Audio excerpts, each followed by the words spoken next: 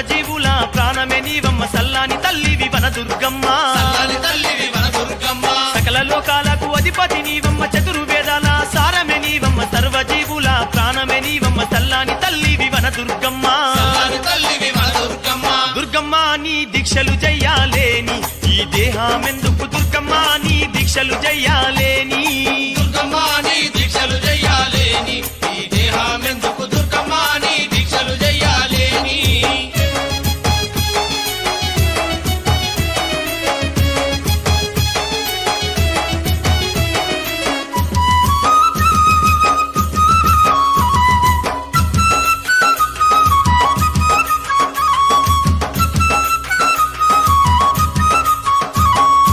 శారదాంబ ఉచిత భక్త పోషణి భద్రకాళివి నీవే భవానివి